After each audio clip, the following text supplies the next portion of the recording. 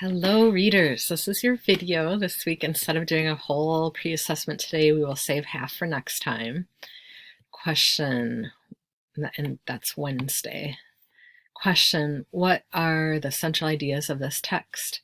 How do the central ideas work together to create an even bigger idea? Support your thinking with well-organized evidence from across the parts of the text. One central idea is, for example. Another central idea is, for example. When I think of these two ideas together, I think the bigger idea is. 2. Authors choose words and phrases on purpose. Find a couple of words or phrases that you think have special meaning in this text and explain why you think the author chose those words or phrases.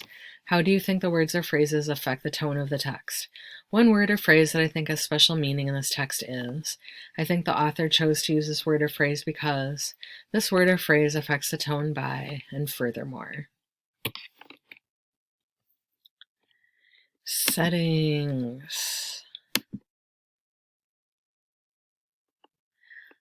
Opinion, The Athlete as Agent of Change by Lonnie Bunch and David Skorkin. Washington Post. Adapted by Newsela staff.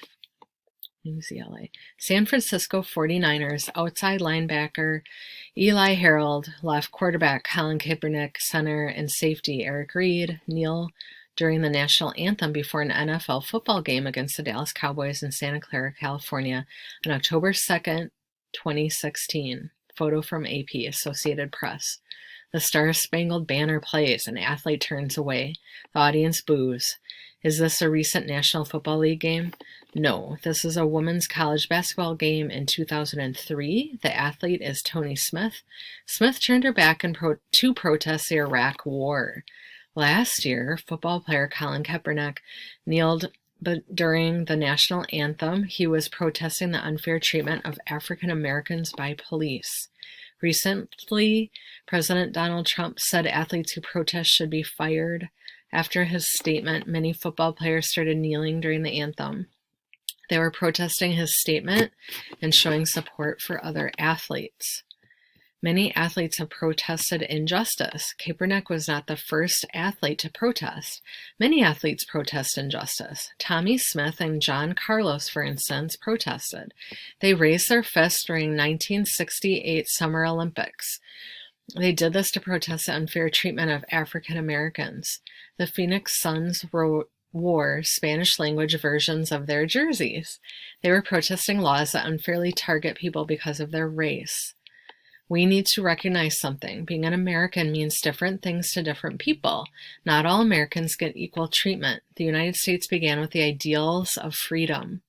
Not everyone had these rights. People of color, immigrants, and women had to fight to get them. The country is not perfect. Admitting this is not weak. It does not make us less patriotic. Standing up for their beliefs. Tony Smith made a statement in response to people's anger. She said it was her right to stand up for her beliefs. She thought patriotism could be shown in many ways. The flag represents individual freedom. This included her freedom to turn away. Athletes like Smith have helped fight against injustice. Afterward, their careers usually suffer. Standing up takes great courage. It is also part of what makes the United States a democracy. Without disagreement, the country would be like a dictatorship. In a dictatorship, the leader is not responsible to the people. Working to make the country better.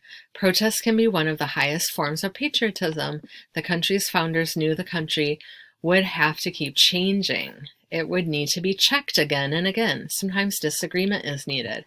It can make the country better. It does not matter where the conversation happens. It can come from halls of Congress. It can also come from a football stadium. Sports are supposed to be a fair place. Athletes are also taught how to work toward a goal. They know how to look past individual glory for the greater good. Therefore, they have something important to say about our country. We should listen.